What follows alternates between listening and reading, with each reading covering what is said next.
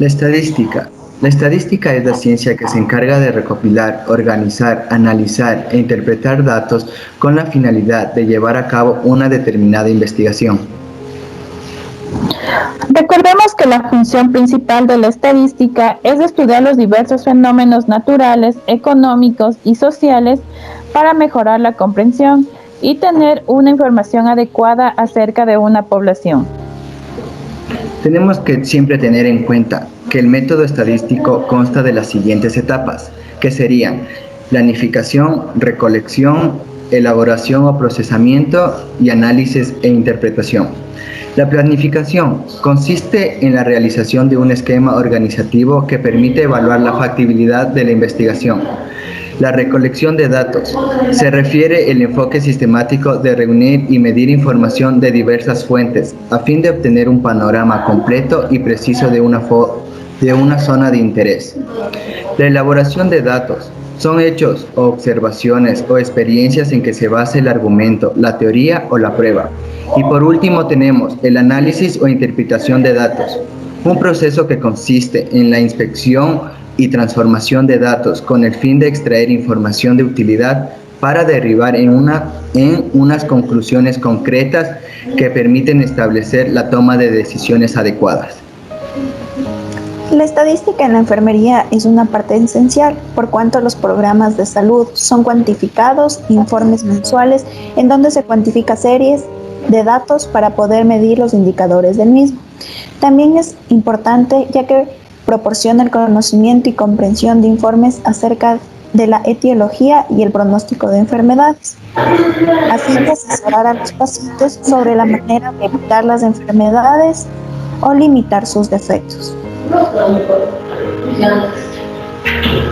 Otra de las importancias es que nos permite comprender los fundamentos racionales que se basan en las decisiones de diagnóstico, pronóstico y la terapéutica. Otra importancia también es que interpreta las pruebas de laboratorio y las observaciones. A continuación, las ramas de la estadística. Una de ellas es la estadística descriptiva, que es aquella que se refiere a los métodos de recolección, organización, resumen y presentación de un conjunto de datos. Estadística inferencial. Su objetivo principal es extraer las conclusiones útiles sobre la totalidad de todas las observaciones posibles, basándose en la información recolectada. A continuación, vamos a hablar sobre qué es una variable estadística. Una variable estadística es una característica de una muestra o población de datos que pueden adoptar diferentes valores o variar en cuanto a cantidad y calidad.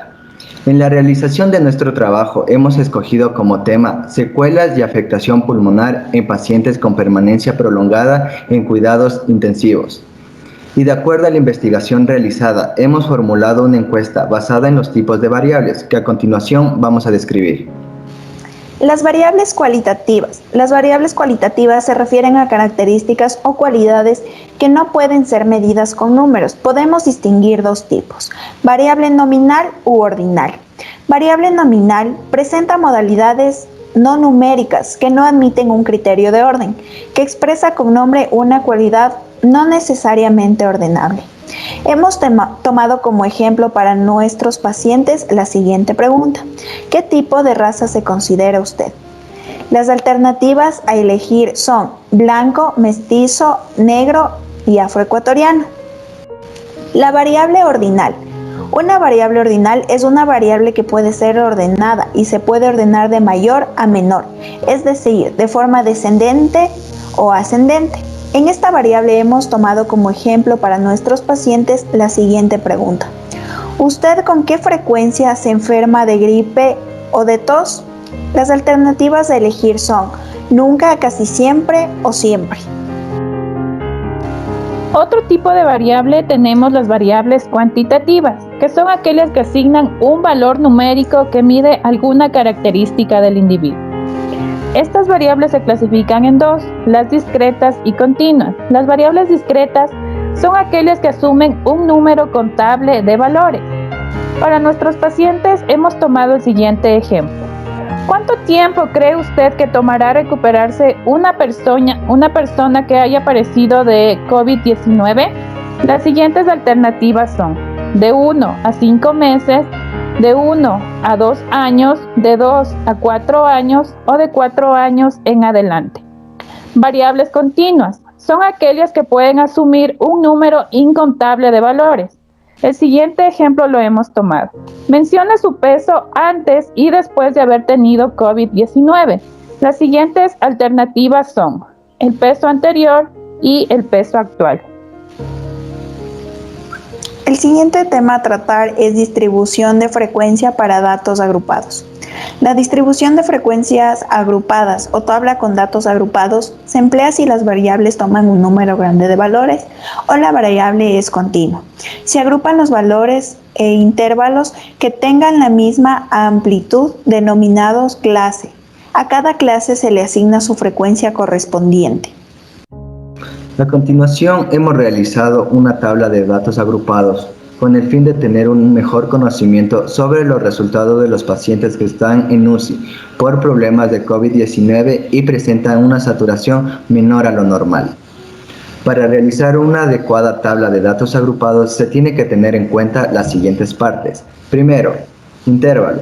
Los intervalos encuentran todos los números comprendidos entre ambos y también puede estar en sus extremos. El rango. El rango es el intervalo entre el valor máximo y el valor mínimo. Permite obtener una idea de la dispersión de los datos. Cuanto mayor es el rango, aún más dispersos están los datos, sin considerar la afectación de los valores extremos. El rango también es llamado amplitud o recorrido de medida.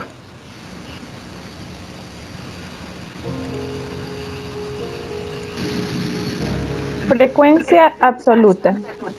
La frecuencia absoluta son las veces en las que se repite un elemento. Frecuencia relativa. Esta se obtiene mediante la división del número de veces que se repite un elemento para el número total de elementos. En nuestro caso tomaríamos por un ejemplo el número 10 y lo dividimos para el número 50, teniendo un resultado de 0.2. Y así vamos a continuar realizando con todos los elementos obtenidos y como resultado tenemos el valor de 1. La frecuencia acumulada.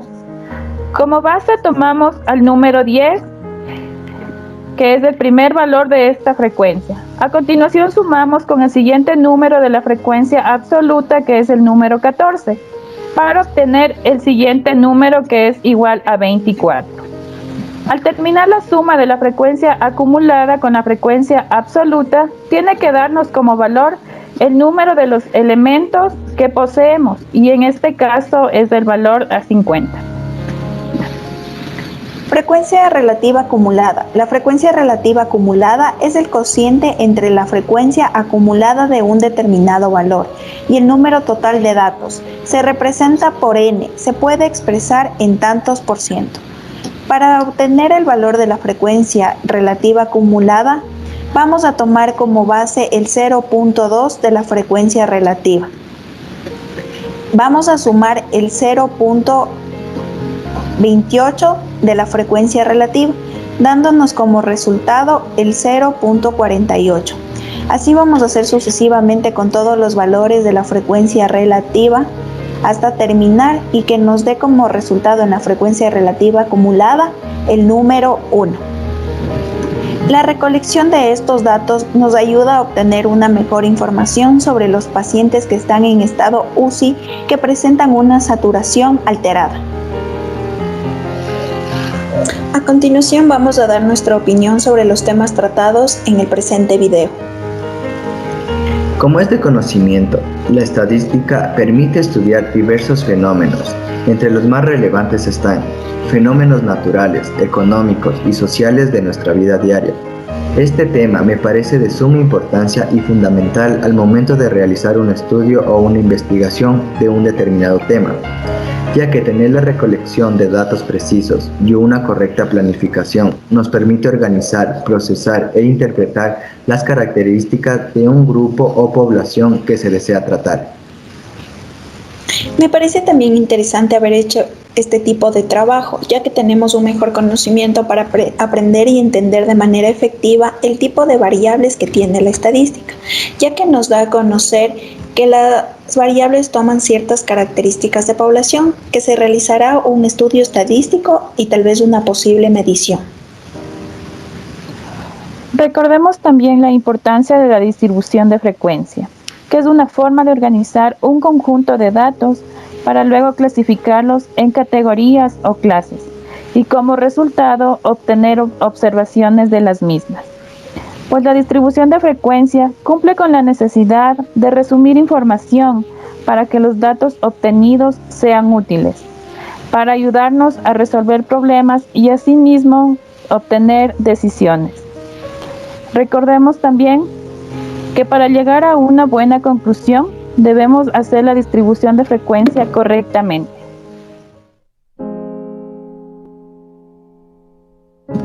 Buenos días, licenciado. Buenos días, compañero. Nuestro grupo está conformado por Amanda Estrella, Evelyn Escorza y Kevin Huelca. A continuación vamos a hablar sobre la representación gráfica en estadística. A continuación vamos a hablar sobre los gráficos estadísticos. Los gráficos estadísticos son herramientas importantes, ya que nos permite tener una mejor visualización de los datos que vamos a tratar y nos permite identificar y comprender mucho más fácil la información. De igual forma, nos permite representar de manera accesible una información compleja y facilita al usuario o al lector tener una información de manera clara y precisa, facilitando la comparación y la comprensión de la evolución de distintas variables en comparación con otras. Los gráficos estadísticos son clave para la interpretación y análisis de datos, ya que nos muestra de manera visual cómo evoluciona uno o más variables en comparación con las otras. Los principales gráficos estadísticos son gráfico de barras, gráfico de tarta o diagrama de sectores, gráfico de líneas o diagrama de frecuencias, gráficos rectangulares, gráfico de dispersión y por último tenemos el gráfico lineal. Ahora nombraremos los gráficos que utilizamos para la elaboración de nuestro trabajo en relación a nuestro tema, que es secuelas y afectación pulmonar en pacientes con permanencia prolongada en unidades de cuidados intensivos. A continuación, mi compañera. Buenas tardes, licenciado. Yo le voy a hablar sobre los tipos de gráficas. Como primera gráfica tenemos el gráfico de cascada. El gráfico de cascada es una forma de visualización de datos que ayuda a comprender el efecto acumulativo de datos positivos y negativos, como vemos en estas imágenes. Puede ir variando. En datos negativos sería la gráfica para abajo. En datos positivos, la gráfica va para arriba. Y cuando es de un valor neto, tenemos una gráfica en recta. A continuación, le voy a hablar sobre el gráfico de líneas. Los gráficos de líneas permiten visualizar los cambios a lo largo de un rango continuo, con el tiempo o la distancia. Puede variar. Va subiendo, bajando o inclusive se puede mantener en un valor neto, que es de recto. El siguiente gráfico del cual le voy a hablar es el gráfico de barras. El gráfico de barras es una gráfica para resumir datos de un conjunto. Muestra los datos usando barras de la misma anchura. Lo que va a variar es la altura. Podemos diferenciar valores con varios colores o lo podemos mantener de un solo color, como vemos en las siguientes imágenes. En este caso tenemos el cereal favorito. Hemos ocupado los mismos colores en este tipo de barras. Y en el de acá tenemos diferentes colores para especificar algo diferente, un tema diferente o números netos. A continuación voy a hablar sobre el gráfico rectangular. Es un diagrama compuesto constituido por un rectángulo dividido en porciones, que de tal manera cada una de estas porciones es proporcional a la magnitud del valor que representa. Dentro de cada porción del rectángulo se rotula el nombre de lo que significa o representa cada componente. Como podemos observar en este ejemplo, que se han tomado los valores sobre los principales síntomas que tiene una persona cuando presenta COVID-19. Entre ellos está fiebre, tos seca, fatiga y dolor corporal. Observamos aquí en esta gráfica rectangular que el que posee mayor proporción es fiebre. Gráfico circular o de torta. Estos gráficos nos permiten ver la distribución interna de los datos que representa un hecho en forma de porcentajes sobre un total. Consiste en dividir un círculo de sectores cuyas superficies sean proporcionales a las cantidades correspondientes a cada categoría. Como podemos observar aquí, se tomó por ejemplo grupos sanguíneos que presentan algunos pacientes en UCI. Entre ellos están A positivo, A negativo, O positivo o negativo, AB positivo y B positivo. Podemos observar aquí que cada uno presenta diferentes porcentajes. Gráfica de columna. Es una representación en dos dimensiones de la frecuencia, ya sea absoluta o relativa, de una variable cuantitativa o cualitativa, pero siempre discreta y distribuida en columnas. En otras palabras, es un gráfico de columnas que representa una variable discreta a través de columnas o barras verticales.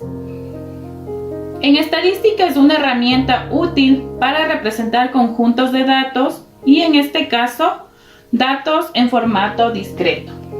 Como podemos observar igualmente en este ejemplo que se ha obtenido es de pacientes COVID que han fumado constantemente antes de ingresar a UCI. Aquí en este ejemplo representamos por edades. Entonces podemos observar que el que presenta mayor porcentaje es la edad entre 26 y 35 años. Gracias. A continuación les voy a hablar sobre el SPSS. El SPSS es el acrónimo de Producto de Estadística y Solución de Servicio. Es un formato que ofrece IBM para un análisis completo y detallado. Hoy en día es considerado un software popular entre los usuarios de Windows. Es utilizado para realizar la captura y análisis de datos, para crear tablas y representaciones gráficas. El SPSS es conocido por su capacidad de gestionar grandes volúmenes de datos y es capaz de llevar a cabo análisis de texto, entre otros formatos. El SPSS se utiliza para una amplia gama de análisis estadísticos, como las estadísticas descriptivas, por ejemplo, medidas y frecuencias. También se utiliza para las estadísticas bivariadas, por ejemplo, análisis de varianza, desviación estándar, entre otros. Especialmente nos permite analizar los factores y a realizar una representación gráfica de datos correctamente. Como primer punto, en el trabajo realizado hemos elegido un ejemplo de variable nominal, seleccionando como nuestra opción tipo de raza. Hemos desglosado 5 etnias: negro, blanco, mestizo, afroecuatoriano y otros. En la siguiente variable nominal hemos tomado la opción de síntomas, de los cuales tenemos las siguientes opciones para seleccionar: fiebre, tos seca, dolor corporal, fatiga o ninguno. En la tercera variable nominal seleccionamos el género de cada persona, dando como opciones a responder masculino y femenino. Cerrando las variables nominales, nuestra elección ha sido grupo sanguíneo.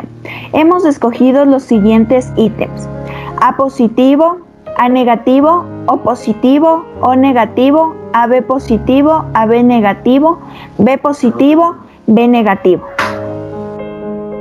Otra variable escogida para nuestro trabajo es la variable ordinal. A continuación detallaremos el contenido. En nuestra encuesta elegimos como variable ordinal el uso de la medicina alternativa, dejando a elección las siguientes respuestas: nunca, pocas veces, muchas veces. La siguiente variable ordinal, seleccionamos la insuficiencia respiratoria de una persona después de poseer COVID, desglosando como opción a responder insuficiencia respiratoria alta, regular y baja.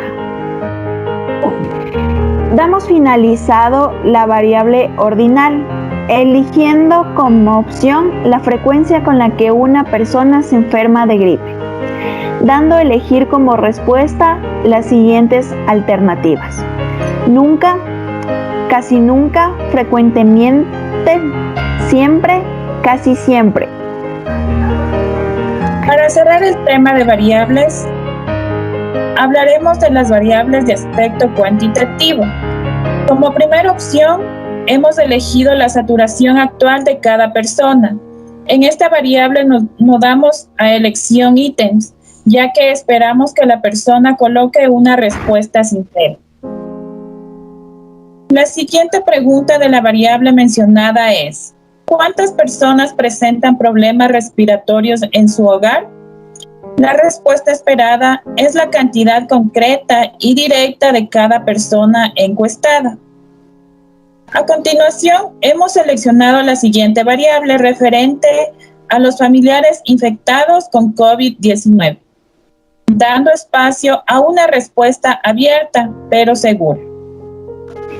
En la siguiente opción elegida está el peso de una persona después de padecer COVID-19, esperando una respuesta real por parte de la persona encuestada. Y nuestra última variable que hemos seleccionado es la temperatura actual de cada persona, esperando obtener un resultado sincero. Después de haber realizado todas las variables que tratamos en nuestro trabajo, tenemos los siguientes datos. De acuerdo a las personas que fueron encuestadas, hemos obtenido los siguientes resultados, como pueden observar en la siguiente base de datos. A continuación voy a hablar sobre las medidas de tendencia central. Las medidas de tendencia central son medidas estadísticas que pretenden resumir en un solo valor a un conjunto de valores. Representan un centro en torno al cual se encuentra ubicado el conjunto de los datos. Especialmente las medidas de tendencia central son tres: la media aritmética, también conocida como promedio, la mediana y la moda. A continuación, mi compañera. En nuestro trabajo realizado, la variable seleccionada es familiares que fueron infectados por COVID-19. Rango. Al rango se lo calcula de esta manera: valor máximo menos el valor mínimo. Como podemos observar en nuestra tabla, el valor máximo es el 5 y el valor mínimo 1, teniendo un rango de 4. Moda. En la estadística, la moda es el valor que aparece con mayor frecuencia en un conjunto de datos.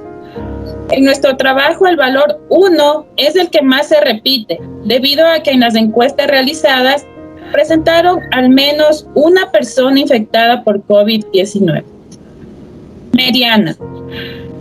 En el ámbito de estadística, la mediana representa el valor de la variable de posición central en un conjunto de datos ordenado. La fórmula es valor máximo más el valor mínimo, y a esta se le divide para 2, y en nuestra base de datos nos da igual a 3. Media. En matemáticas y en estadística, una media o promedio es una medida de tendencia central. A la media se la calcula mediante la suma de todos los datos divididos para el total de datos obtenidos. En nuestra tabla podemos observar 176 y se lo divide para el 62, que es el número de personas infectadas, obteniendo un resultado de 2.84.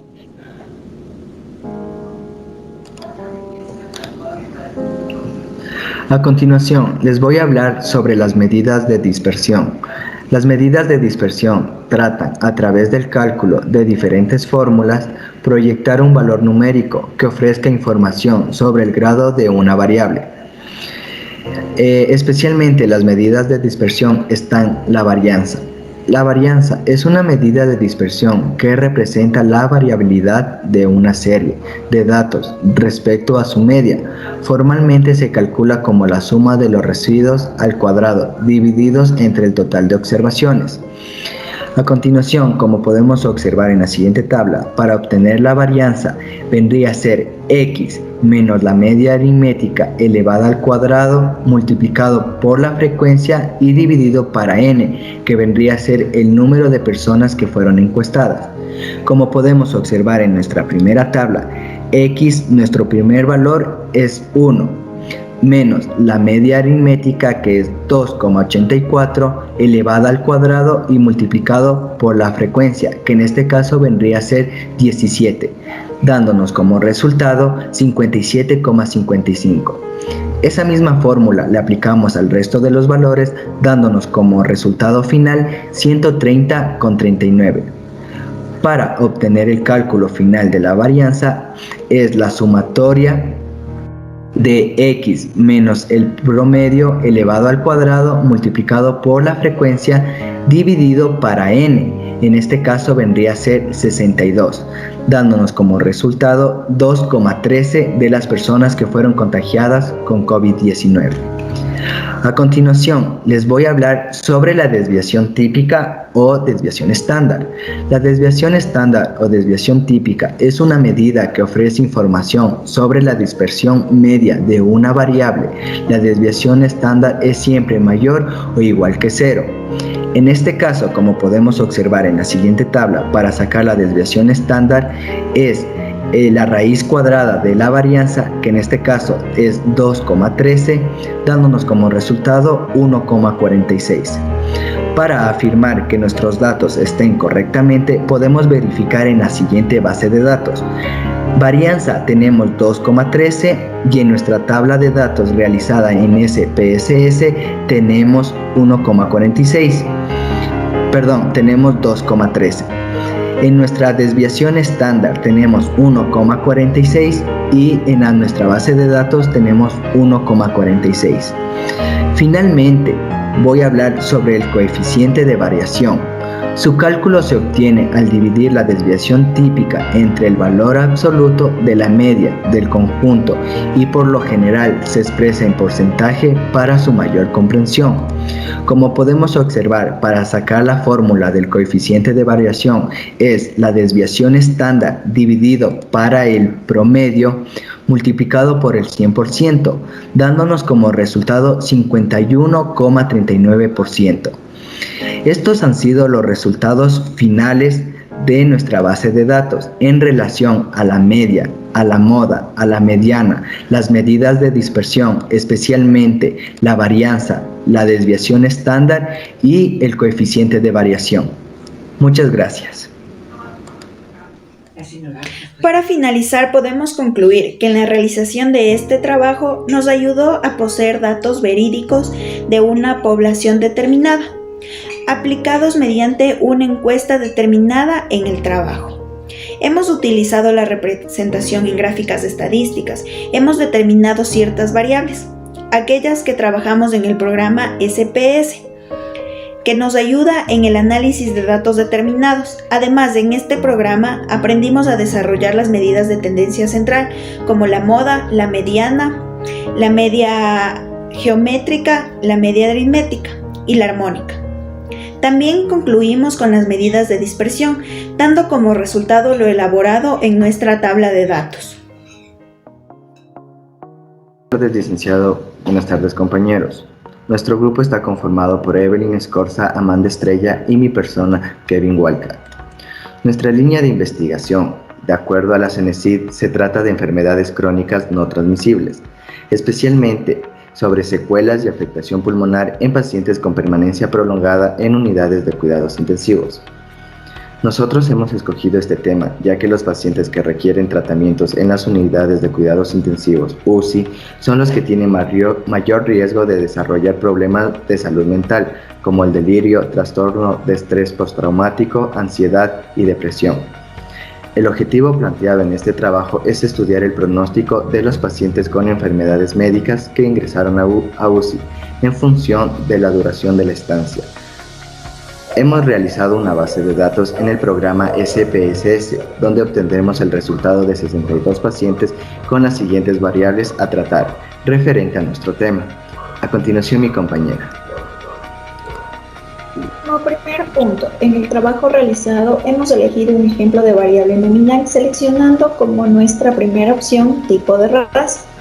Hemos desglosado 5 etnias: negro, blanco, mestizo, afroecuatoriano y otro.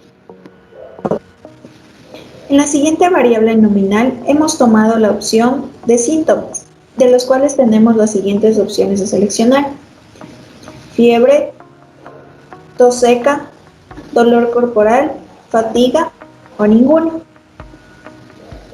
En la tercera variable nominal seleccionamos el género de cada persona, dando como opción a elegir masculino y femenino. Cerrando las variables nominales, nuestra elección ha sido grupo sanguíneo. Hemos escogido los siguientes ítems: A positivo, A negativo, O positivo, O negativo, AB positivo, AB negativo, B positivo y B negativo. Otra variable escogida para nuestro trabajo es la variable ordinal. A continuación detallaremos el contenido. En nuestra encuesta elegimos como variable ordinal el uso de la medicina alternativa, dejando a elección las siguientes respuestas: nunca, pocas veces, muchas veces. La siguiente variable ordinal seleccionamos la insuficiencia respiratoria de una persona después de poseer COVID, desglosando como opción insuficiencia alta, regular o baja. Damos por finalizado con la variable ordinal, eligiendo como opción la frecuencia con la que una persona se enferma de gripe, dando a elegir como respuesta las siguientes alternativas: nunca, casi nunca, frecuentemente, siempre y casi siempre. Para cerrar el tema de variables, hablaremos de la variable de aspecto cuantitativo. Como primera opción, hemos elegido la saturación actual de cada persona. En esta variable no damos a elección ítems, ya que esperamos que la persona coloque una respuesta sincera. La siguiente pregunta de la variable mencionada es: ¿cuántas personas presentan problemas respiratorios en su hogar?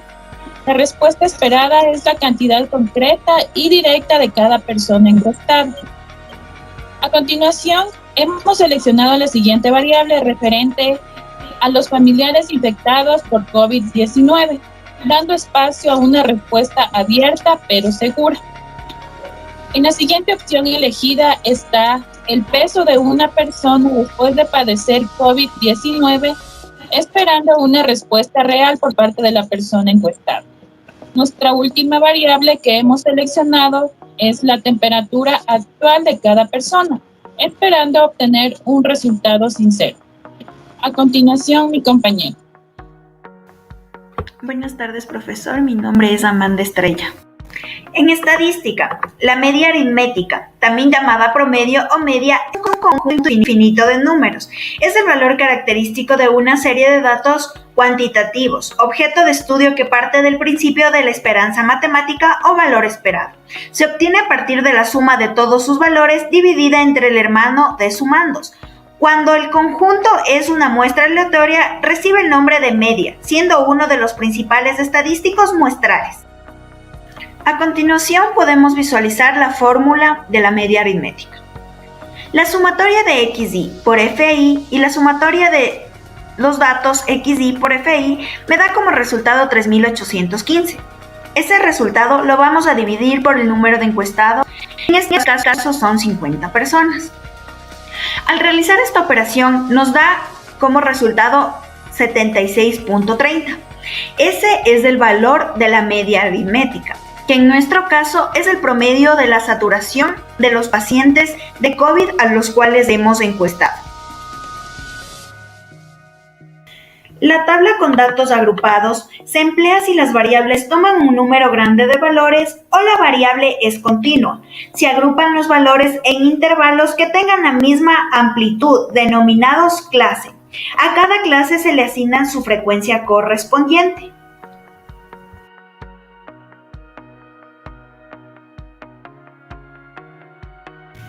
Realizamos esta tabla de datos agrupados con el fin de tener un mejor conocimiento sobre los resultados de los pacientes que están en UCI por problemas de COVID-19 y presentan una saturación menor a lo normal.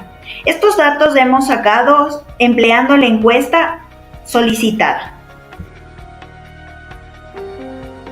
Bueno, mi nombre es Evelyn Escorza y a continuación voy a hablar acerca de qué es la varianza. La varianza es una medida de dispersión que se utiliza para representar la variabilidad de un conjunto de datos respecto de la medida aritmética de los mismos.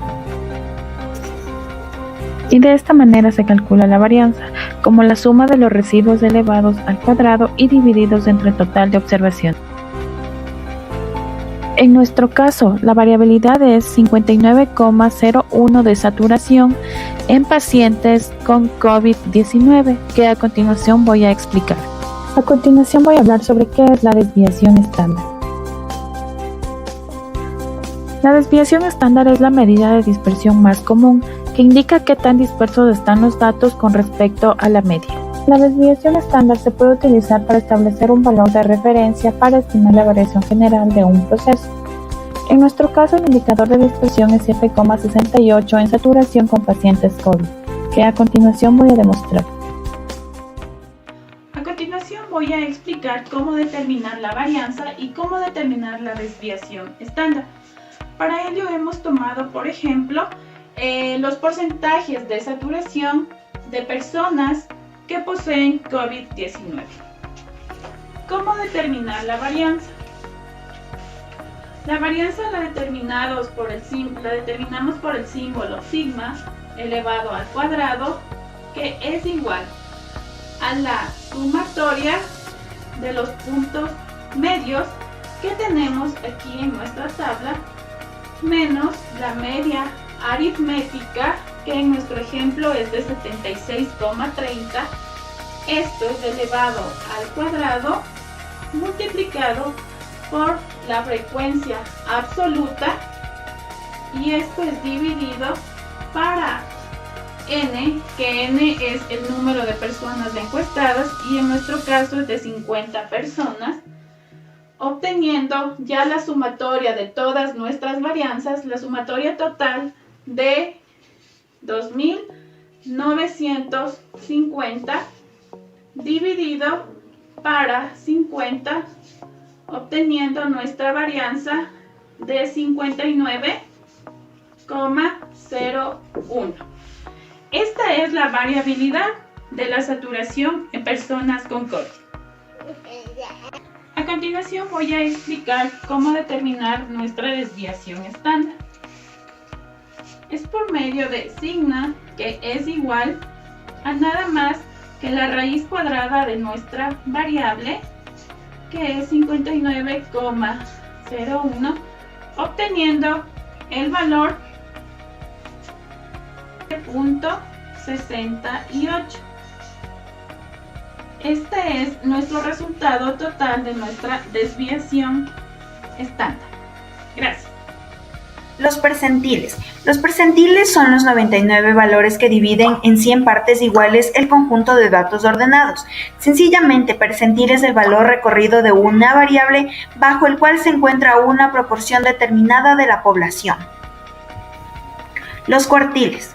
Los cuartiles son los 3 valores que dividen al conjunto de datos ordenados en 4 partes porcentualmente iguales, correspondientes al 25%, 50% y 75%. Los deciles son ciertos números que dividen la sucesión de datos ordenados en 10 partes porcentualmente iguales. Son los 9 valores que dividen al conjunto de datos ordenados en 10 partes iguales. Son también un caso particular de los percentiles, ya que podemos definir decil como percentil, cuyo valor que indica su porción en un múltiplo de 10. Percentil 10 es el primer decil, percentil 20 es el segundo decil, etc. El primer decil de 1 indica que solo existe un 10% de probabilidad de que el valor de la variable esté por debajo de esta cifra. El quinto decil de 5, denominado también caso base, indica que existe igualmente un 50% de probabilidad de que el valor esté por encima como por debajo de esta cifra representada, la mediana de la distribución.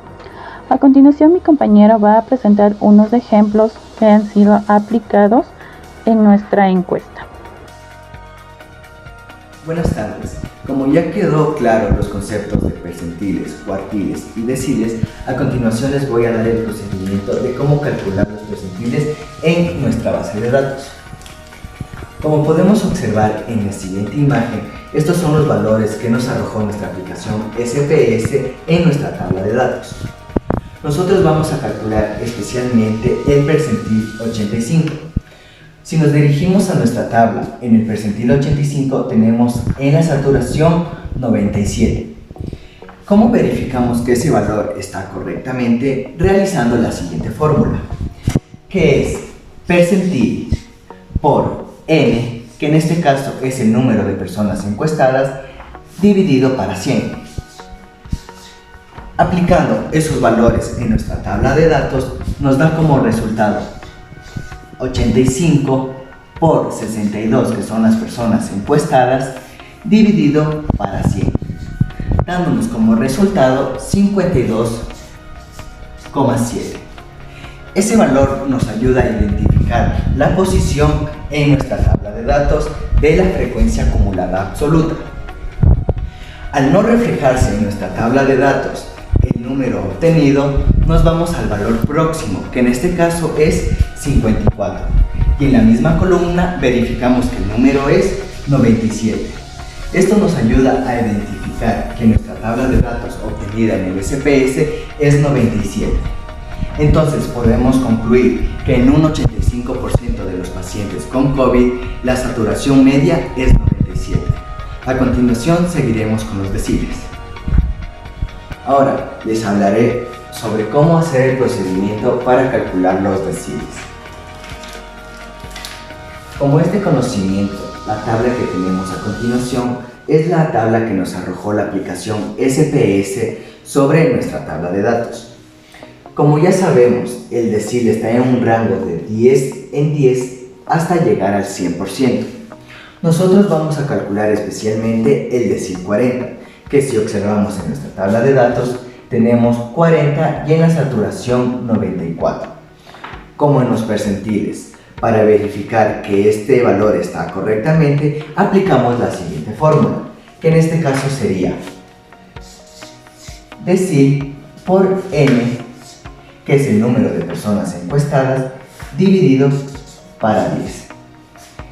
Esta fórmula la aplicamos a nuestros datos teniendo como resultado lo siguiente: 4 por 62 dividido para 10, dándonos como resultado 24,8.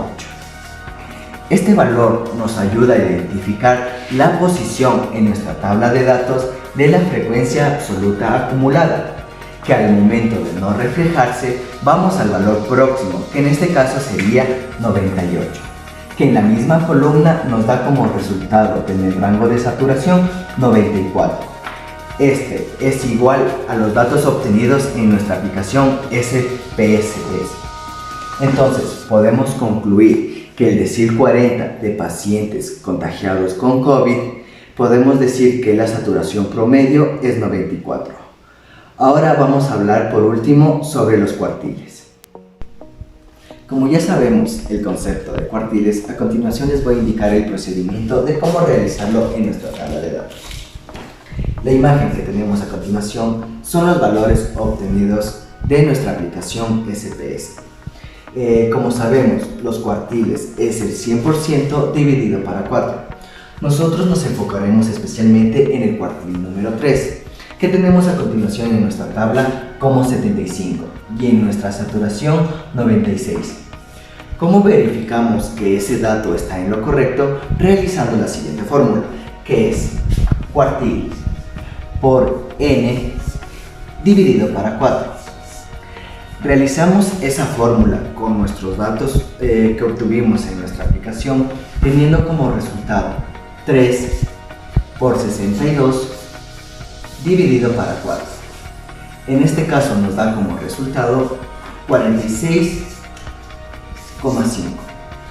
Este valor nos ayuda a identificar la posición en nuestra tabla de datos, especialmente en nuestra frecuencia absoluta, que al momento de no reflejarse, vamos al valor siguiente, que en este caso vendría a ser 50, que en la misma columna podremos verificar que en el rango de saturación da 96. Esto nos ayuda a comprobar que tenemos el mismo resultado en nuestra base de datos de la aplicación SPS, y entonces podremos concluir que el cuartil 3 en pacientes de COVID, la saturación promedio es 96. Esto sería todo con respecto al tema de distribución de frecuencia de datos agrupados de la media aritmética, la varianza y la desviación estándar.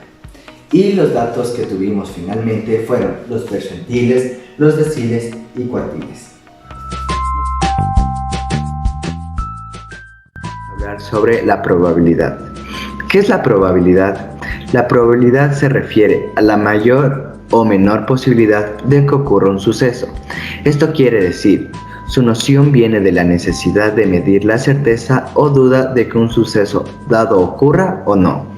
Este establece una relación entre el número de sucesos favorables y el número total de sucesos posibles.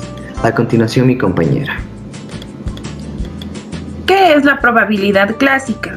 La probabilidad clásica es un caso particular del cálculo de la probabilidad de un evento. Se define como el cociente entre los eventos favorables a dicho evento y el total de eventos posibles, con la condición de que cada uno de estos eventos sean todos igualmente probables. A la probabilidad clásica también se la conoce como probabilidad a priori o probabilidad teórica. ¿Qué es el fenómeno aleatorio? En primer lugar, un fenómeno aleatorio es por naturaleza impredecible. De ahí que se denomine aleatorio. Por ejemplo, la climatología, bajo circunstancias similares, el clima puede ser cambiante. Ahora bien, el hecho de que un fenómeno aleatorio por definición esté dominado por las leyes del azar no impide que sea susceptible de ser estudiado. Es más, la teoría de la probabilidad nace precisamente por la existencia de fenómenos aleatorios. A continuación, mi compañera.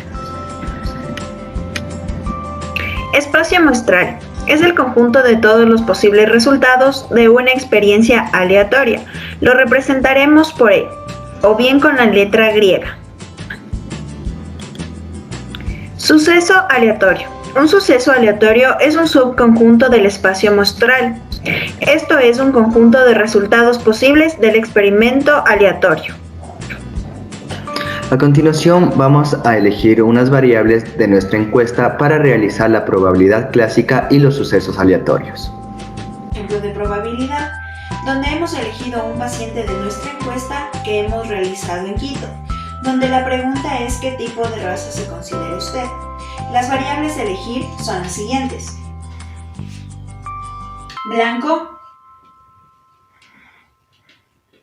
que lo vamos a representar con la B. Mestizo, igual lo vamos a representar con la M. Negro, que lo vamos a representar con la N. Afroecuatoriano,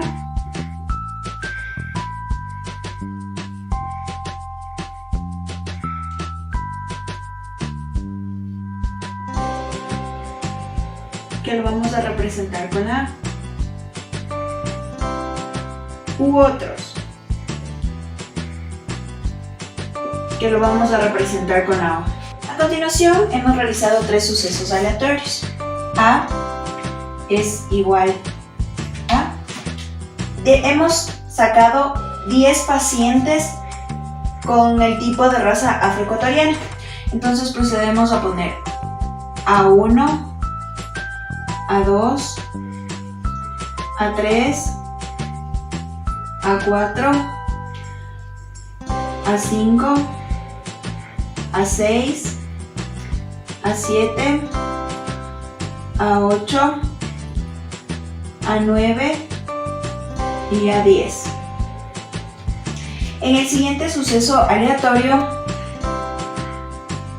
hemos conseguido 5 pacientes con otro tipo de raza, que colocaremos O1, O2, O3, O4,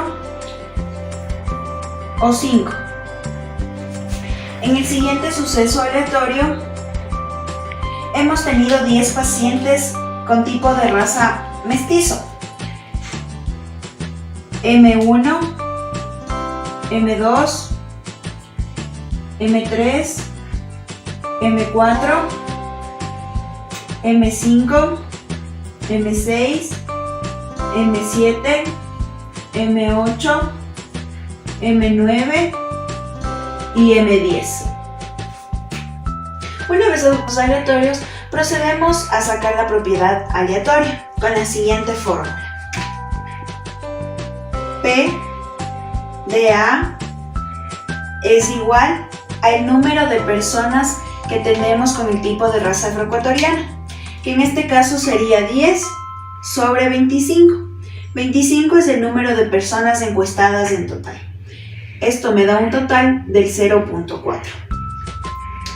La siguiente sería probabilidad de B es igual al número de personas que en el tipo de raza seleccionaron otros, que en este caso sería 5 sobre 25. Esto me da un resultado del 0.2. Y por último, probabilidad de C. Esto es igual al número de personas que seleccionaron el tipo de raza mestizo, que en este caso sería 10 sobre 25. Esto me da un total de 0.4. A continuación voy a proceder a entrevistar a 3 diferentes pacientes sobre el tipo de sangre que poseen. Paciente Elena, 1. buenas tardes. Voy a realizarle una encuesta para saber qué grupo sanguíneo tiene usted. A positivo, A negativo, O positivo, O negativo, AB positivo, B positivo o B negativo. A positivo. Muchas gracias. Paciente 2. Buenas tardes, señora María. A continuación voy a realizarle una encuesta para saber qué tipo de sangre tiene usted. Le voy a dar algunas opciones. A positivo, A negativo, O positivo, O negativo, AB positivo, B positivo o B negativo. A negativo. Buenas tardes, Paciente señora 3. Luisa. A continuación voy a realizarle una encuesta para determinar qué grupo sanguíneo es usted. Le voy a dar algunas opciones a elegir. A positivo, A negativo, O positivo, O negativo, AB positivo, B positivo o B negativo. O positivo. Muchas gracias. Buenas tardes. A continuación voy a realizar un ejemplo de cómo calcular una probabilidad clásica. Para ello, hemos realizado un experimento aleatorio en donde vamos a realizar una encuesta a diferentes pacientes de la ciudad de Quito, obteniendo un valor total de 24 personas encuestadas. En el siguiente ejemplo, hemos seleccionado los siguientes tipos de sangre. Entre ellos tenemos A positivo, A negativo, O positivo, O negativo, AB positivo, B positivo y B negativo. A continuación identificamos las siguientes variables de los diferentes tipos de sangre. A positivo, A negativo, O positivo, O negativo, AB positivo, B positivo y B negativo. continuación, vamos a realizar 3 diferentes tipos de sucesos aleatorios. El primero es seleccionar pacientes con tipo de sangre A positivo, teniendo como resultado en nuestra encuesta de un total de 4 personas con este tipo de sangre. Entonces, nuestro primer suceso aleatorio A es igual A positivo 1, A positivo 2, A positivo 3 y A positivo 4. Nuestro segundo suceso, seleccionamos a pacientes dentro del grupo de sangre positivo, obteniendo B, que es nuestro segundo suceso, obteniendo un valor de 4 personas con tipos de sangre A positivo, A positivo 1, A positivo 2, A positivo 3, A positivo 4. Nuestro siguiente tipo de sangre positivo, tenemos 7 personas con tipo de sangre O positivo. O positivo 1, O positivo 2, O positivo 4, O positivo 5, O positivo 6 y O positivo 7. Tenemos un valor total de 4 personas con AB positivo. AB positivo 1, AB positivo 2, AB positivo 3, AB positivo 4. Y por último tenemos 2 personas encuestadas con el tipo de sangre B positivo. B positivo 1 y B positivo 2. En total, de nuestro segundo suceso aleatorio con tipos de sangre A positivo, tenemos un valor de 17 personas. Nuestro tercer suceso aleatorio, seleccionamos a pacientes con tipo de sangre A negativo, obteniendo un valor total de 3 personas con este tipo de sangre. Nuestro tercer suceso,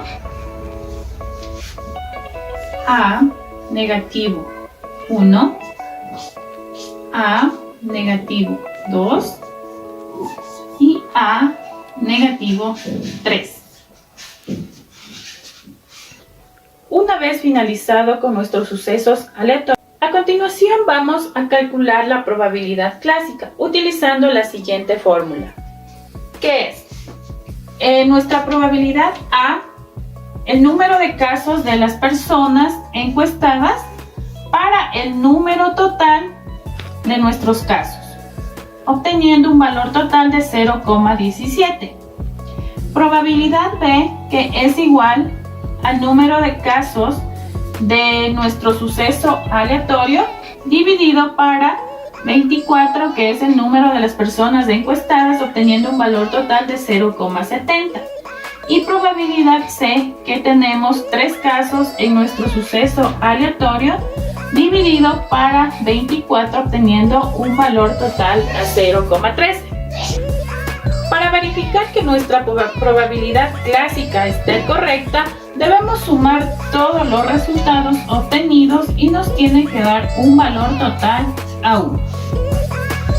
Esto ha sido todo en cuanto a la explicación de nuestro ejemplo de probabilidad y de sucesos aleatorios. Muchas gracias. Buenas tardes, mi nombre es Kevin Huerta, soy estudiante de la Universidad del Ecuador, de la Facultad de Enfermería. A continuación voy a realizar la encuesta sobre qué síntomas han presentado después del COVID. Los síntomas siguientes son fiebre, fatiga, dolor corporal, ninguno.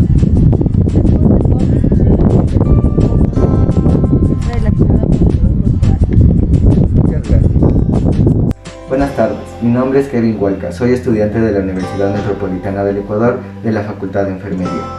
A continuación le voy a realizar una encuesta sobre los posibles síntomas que ha presentado después de haber tenido COVID.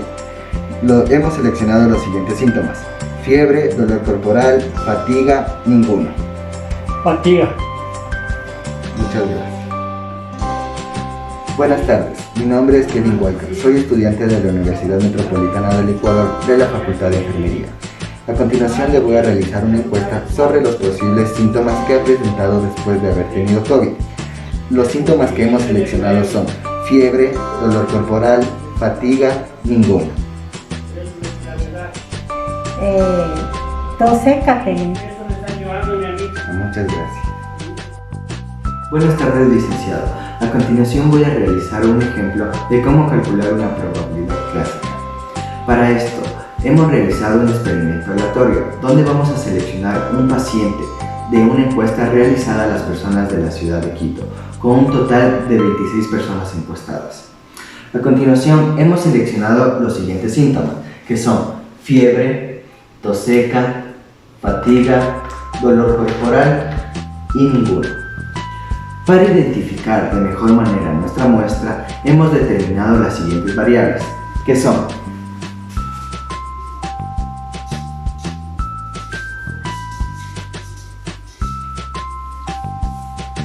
fiebre igual a F,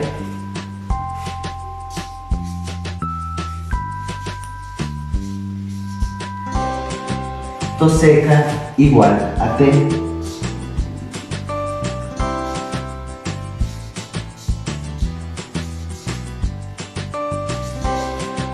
fatiga igual a F a T.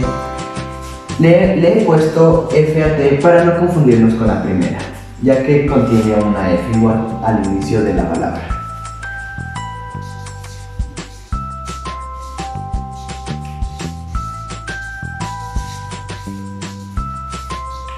Tenemos dolor corporal igual a D.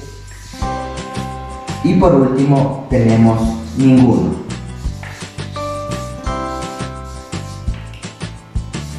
Que está representado con una N.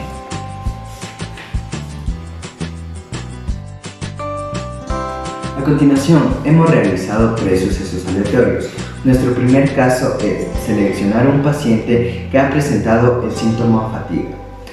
Según nuestra encuesta, hemos obtenido 4 resultados de pacientes que presentaron este síntoma.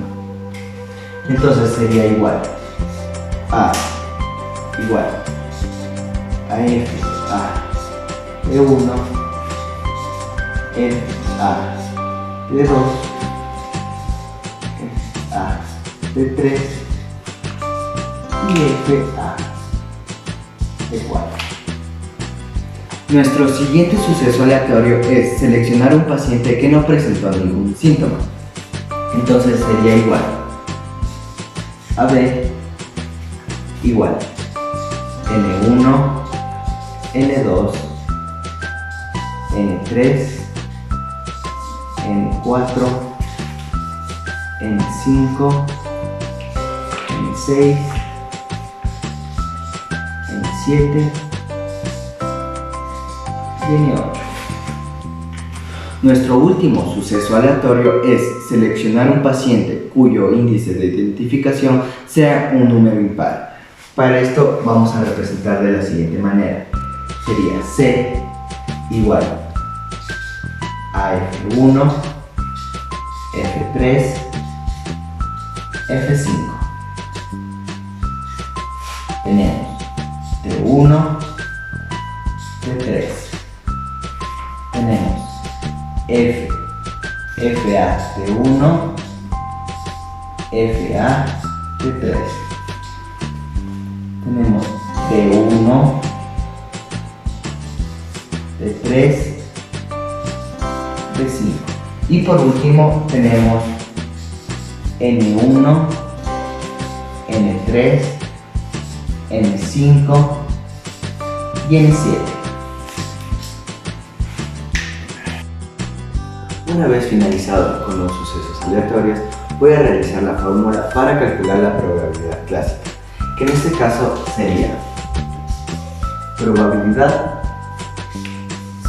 de A, que serían los casos favorables para el número total de casos.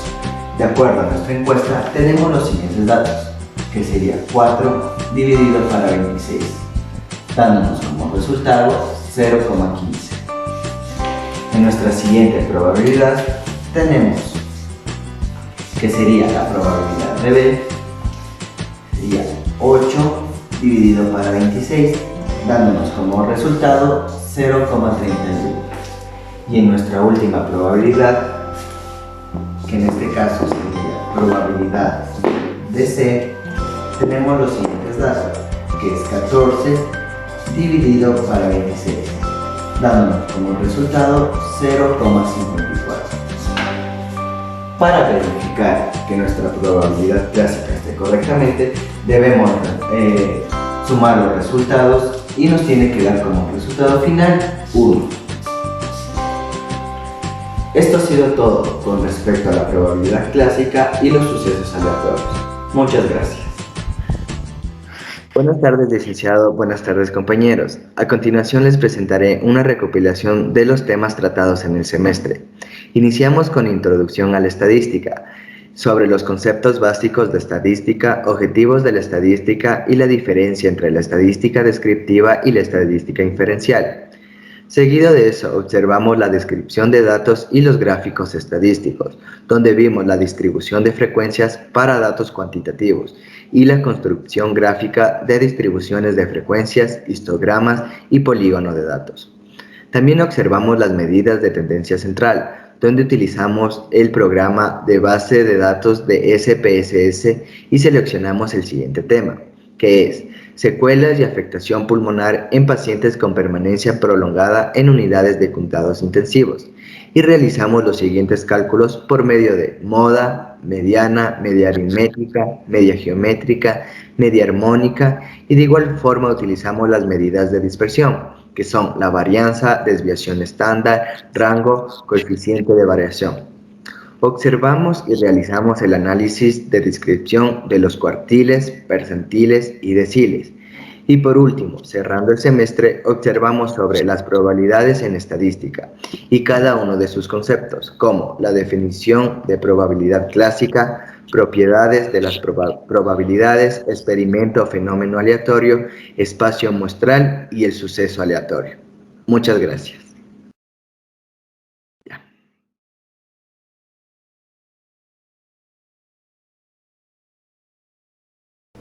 Buenas tardes, licenciado. Ahora voy a realizar un ejemplo sobre la probabilidad clásica. Como lo mencioné anteriormente, la probabilidad es un método donde se obtiene la frecuencia de un acontecimiento determinado mediante la realización de un experimento aleatorio, donde se conocen todos los resultados posibles bajo condiciones suficientemente estables. Ahora, nuestro experimento aleatorio se trata de seleccionar un paciente de una encuesta realizada a la Clínica San Cristóbal de Quito. A continuación, en el siguiente recuadro, les voy a mostrar la temperatura de las personas después de haber tenido COVID-19. Entonces, vamos a realizar el cuadro, donde aquí vamos a poner la temperatura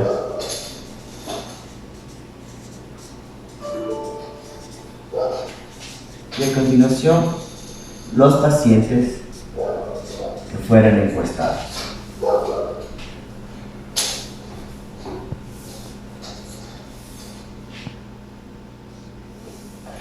Ya.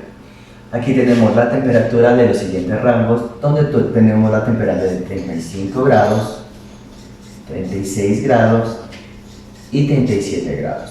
Donde 35 tenemos un promedio de 10 pacientes encuestados, 36 tenemos 18 y 37 tenemos 9, dándonos eso como resultado total a 37 personas que fueron encuestadas. Buenas tardes, le voy a realizar una pregunta. Usted, después de haber tenido COVID, ¿cuál saturación presenta actualmente? Tengo 95 de saturación. Me parece que ya es normal. Sí, es una saturación normal. Buenas tardes, paciente Estrella. Le voy a realizar una pregunta. Usted, después de haber tenido COVID, ¿qué saturación presenta actualmente? Actualmente tengo normal, que es una saturación de 96. Muy amable. En el siguiente experimento aleatorio hemos seleccionado pacientes de nuestra encuesta que realizamos en Quito. La pregunta es, ¿qué saturación presenta después de haber obtenido COVID? Dándonos como resultado 94, 95, 96 y 97 de saturación. A continuación presentamos los sucesos aleatorios. Nuestro primer suceso aleatorio es 94. Tenemos 8 pacientes que presentan este tipo de saturación. Tenemos que colocar el 94 8 veces. En nuestro siguiente suceso aleatorio presentan una saturación de 95. Hemos encontrado 4 pacientes con este tipo de saturación. Y en nuestro suceso C tenemos 10 pacientes con la saturación 96 y 97. Después de esto procedemos a hacer nuestra probabilidad clásica, anotando nuestra probabilidad de nuestro primer suceso. Sería 8 de nuestro primer suceso aleatorio sobre 22, que es el número de personas encuestadas, dándonos como resultado 0.36. En el siguiente suceso aleatorio volvemos a repetir lo mismo. 4 pacientes que tuvimos con saturación 95. Lo dividimos por el número de pacientes, que es 22, dándonos como resultado el 0.18. Y por último, en nuestro suceso aleatorio C, tenemos 10 pacientes sobre 22. Esto nos da como resultado el 0.45. Buenas tardes, mi nombre es Evelyn Escorza y el día de hoy nos encontramos en el Hospital IES Quito Sur, en donde vamos a realizar una encuesta a 38 pacientes, en donde haremos nuestra prueba de probabilidad acerca del peso que tienen los pacientes después de haber adquirido COVID-19. Síganos. Buenas tardes. Bueno, ya nos encontramos aquí en el Hospital IES Quito Sur, en la sala de recuperación. Vamos a hacerle la entrevista a los pacientes. Señora Luisa, buenas tardes. Mi nombre es Evelyn Escorza y voy a calcular su peso para ver cuál es el de este momento. ¿Sí? ¿Usted cree que, por favor, póngase de pie? ¿Usted cree que su peso se mantiene o ha bajado o ha subido después de adquirir esta enfermedad? Sí, he bajado. ¿Ha bajado de peso? Sí, ¿Se acuerda cuánto pesaba? sí, 68 kilos. Bueno, vamos a calcular en este momento. Por favor. ¿Listo? Muchas gracias.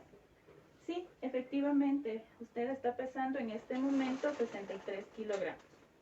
Vamos con la siguiente paciente, por favor. Buenas tardes, señora Elena. Mi nombre es Evelyn Escorza y voy a calcular su peso, ¿sí? ¿Se acuerda cuánto estaba pesando usted antes de tener COVID? No me acuerdo. ¿No se acuerda? Bueno, voy a revisar en su expediente clínico cuánto estaba pesando anteriormente. Señora Elena, usted estaba pesando 66 kilogramos. Vamos a ver en este momento cuánto está pesando. Por favor, necesito que se ponga de pie.